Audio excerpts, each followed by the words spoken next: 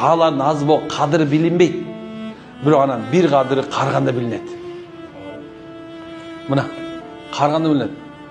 Ага чейин билинбейт. Аялдан аялга оторсоңор болот. Чын айтам. Бирөөдөн бирөөнү чуркасаңар болот.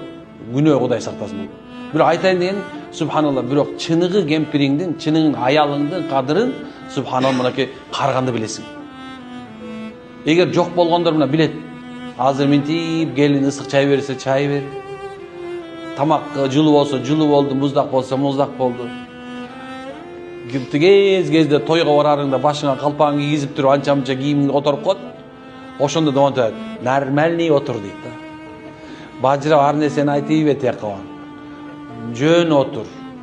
Кысы отур. Уят кылбай отур деп өзүңдүн балаңа эле айтат аны. Бирок кемпириң болгон болсочу, ай чал, бас кийин. Бас, мону кийез, кел. Бас, ушу чал деп баягы тийишип, бийишип, урушуп, божорап отуруп, эптеп, кийинтип, машалла, аны апарып төргө отургузуп, апаңдын ушу кемпириңдин кадыры бар үчүн балдарың субхана сыйлап тура берет. Айтпа дебегиле.